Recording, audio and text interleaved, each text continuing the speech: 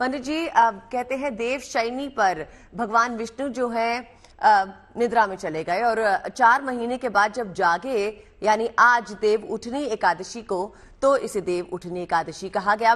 पहले तो हमें समझाइए इसके पीछे की क्या कहानी है और आज के दिन को बेहद शुभ क्यों माना जाता है।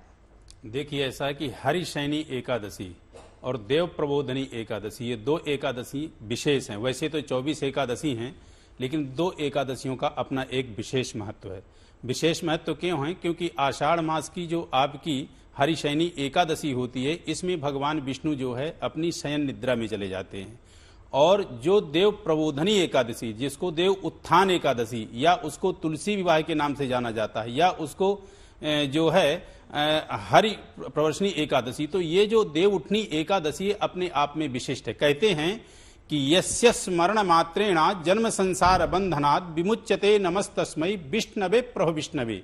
जन्म संसार बंधनात्, इस एकादशी के दिन यदि कोई व्यक्ति भगवान विष्णु का व्रत रखता है, भगवान विष्णु की आराधना पूजा करता है, भगवान विष्णु के विष्णु सहस्त्रनाम या ओम नमो भगवते वासुदेवाय इस मंत्र का जाप करता है, तो जन्म संसार बंधनात् विमुच्यते, जो किसी भी प्रकार के पापों से घिरा हुआ है, किसी भी प्रकार के कष्टों से घिरा हुआ है, तो यस्य स्मरण मात्रेण जन्म संसार बंधनात्, इस संसार में जन्म और मृत्यु के बंधन से मुक्त हो जाता है। और उसके विषय में और विशेष क्या कहते हैं कि आज की जो हरिशयनी वो देव उठनी एकादशी है, आज के ही दिन से सभी मांगलिक कार्य आपके शुरू हो जाते हैं। जैसे शादी, विवाह, मुंडर, यज्ञोपवीत संस्कार, गृह प्रवेश आदि कुछ भी होते हैं तो आज के दिन से प्रारंभ वो हो जाते हैं।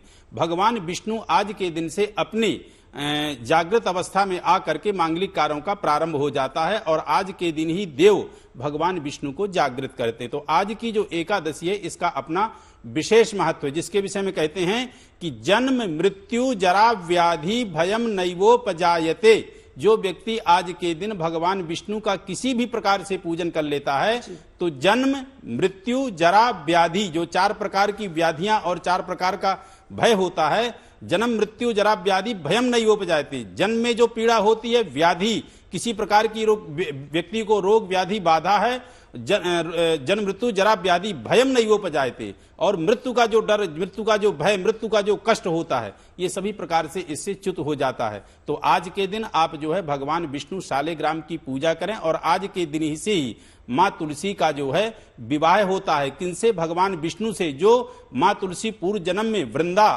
थी, इन्हीं किसकी पत्नी? जालंधर की पत्नी थी। और जालंधर की पत्नी थी और माँ जो है तुलसी का इतना विशेष महत्व है कि उनका सतीत्व अखंड ब्रह्मांड में उनका यह जो है अचल रहा है, जो कि इस सतीत्व को यदि भगवान विष्णु नष्ट ना करते तो किसी भी स्थिति में जालंधर को मारा ना जाता। तो भगवान विष्णु को माँ यानी वृंदा ने श्राप दिया कि आपने मेरे सतीत्व को नष्ट किया है, आप पत्थर हो जाएं। तो भगवान विष्णु ने भी वहां पे वृंदा को यह कहा कि हे वृंदा, तुम भी अगले जन्म में तुलसी का वृक्ष बनोगी और जब तक तुम मेरे मस्तक में नहीं चढ़ोगी तब तक मेरी पूजा अधूरी कही जाएगी। तो आज के दिन ही तुलसी और जो है शालिग्राम का विवाह होता है। तुलसी का भी पूजन ऐसे ही करें जैसे भगवान का पूजन करते हैं, और भगवान विष्णु का तो पूजन अनन्य भाव से करें ही। जो जिस भाव से जैसे भगवान विष्णु का पूजन कर सकता है, नहीं कुछ कर सकता है, तो ओम नमो नारायणाय या ओम नमो भगवते वासुदेवाय, ओम विष्णवे नमः, किसी भी प्रकार के नाम का जप कर लें, आपका उद्धार हो जाएगा। क्योंकि भगवान विष्णु, भगवान श्री कृष्ण ने गीता में कहा है कि व्रतों में सर्वोत्तम व्रत राज एकादशी व्रत हूं, जब भगवान कृष्ण ने अर्जुन को उपदेश दिया। जी अरविंद जी, बहुत बहुत शुक्रिया। बहुत ही रोचक जानकारी जो आपने हमें दी आज शालिग्राम और माँ वृंदा यानी तुलसी के विवाह के बारे में।